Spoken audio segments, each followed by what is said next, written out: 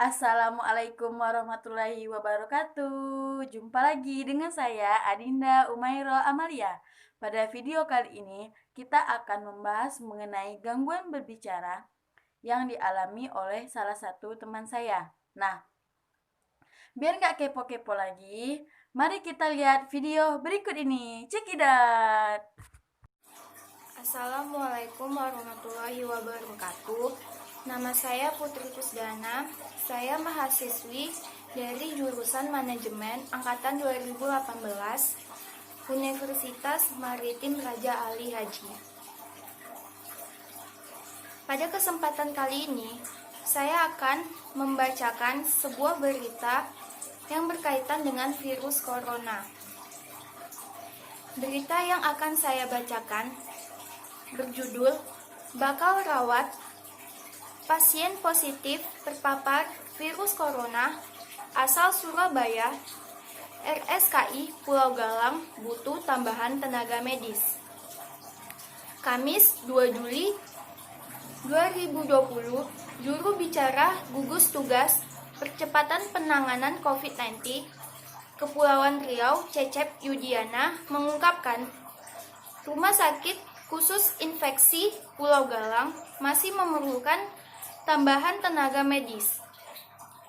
Hal itu sehubungan dengan adanya pertimbangan akan dirawatnya pasien positif terpapar virus corona asal Surabaya, Jawa Timur di RSKI Pulau Galang. Adapun kuota yang disediakan untuk pasien positif virus corona asal Surabaya ini sekitar 200 tempat tidur. Jumlah tersebut melebihi setengah dari kapasitas tempat tidur di RSKI Pulau Galang yang ada, yakni sekitar 360 tempat tidur. Diberitakan sebelumnya, Menteri Koordinator Bidang Pembangunan Manusia dan Kebudayaan Muhadjir Effendi mempertimbangkan RSKI Pulau Galang dioptimalkan menampung pasien COVID-19, khususnya dari Surabaya dan Jawa Timur. Hal tersebut harus dipertimbangkan, kata dia, terutama untuk mengurangi beban rumah sakit di Surabaya seperti RSUD Dr. Suetomo. Menurut Muhadjir, RSKI Pulau Galang bisa dipergunakan untuk merawat pasien ringan atau sedang dari Surabaya. Mereka akan dikirim ke pulau tersebut dengan transportasi yang sudah disiapkan oleh TNI AU.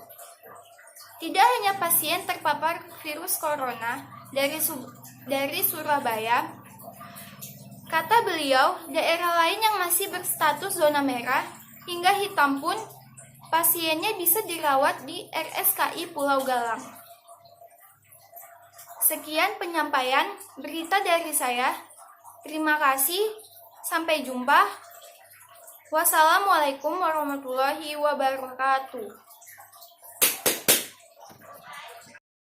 Nah, sudah dilihat kan video tadi, kita dapat simpulkan bahwa teman saya yang bernama Putri Kusdana merupakan orang yang mengalami cadel pada huruf R.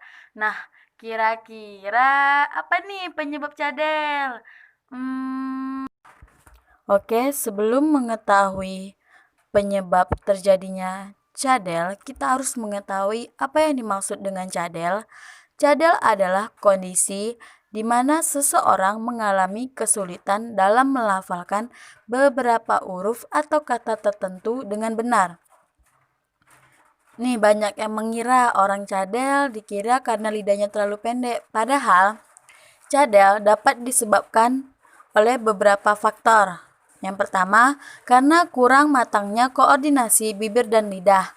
Kemampuan mengucapkan kata-kata vokal, konsonan, secara sempurna sangat bergantung pada kematangan sistem saraf otak, terutama bagian yang mengatur koordinasi motorik otot-otot lidah. Yang kedua, kelainan fisiologis berupa gangguan pada bagian pendengaran, gangguan pada otak, dan gangguan di wilayah mulut.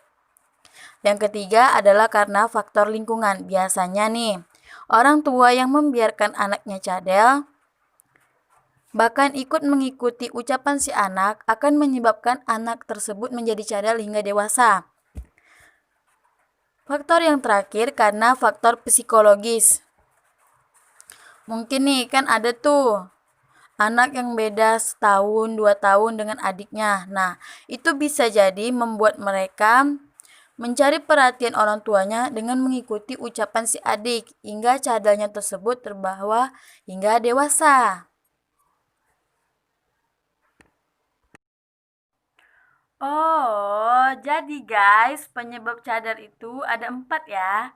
Dari yang video kita lihat tadi, itu ada kurangnya kerjasama antara bibir dan lidah, ada faktor fisiologis, ada faktor lingkungan, dan ada faktor psikologis. Nah, kira-kira nih, apa solusinya untuk orang yang cadel agar tidak menjadi cadel lagi?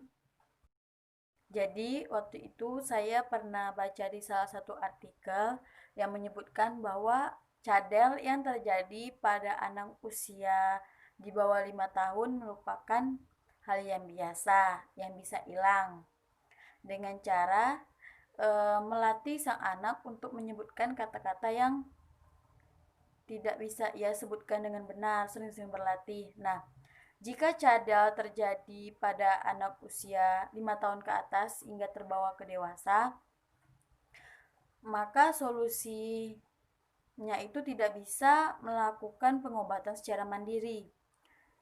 Sebaiknya mereka dibawa ke ahli terapi bicara untuk mendapat penanganan lebih lanjut. Seperti itu. Nah, sekian video dari saya. Semoga bermanfaat untuk kita semua. Wassalamualaikum warahmatullahi wabarakatuh. Sampai jumpa lagi.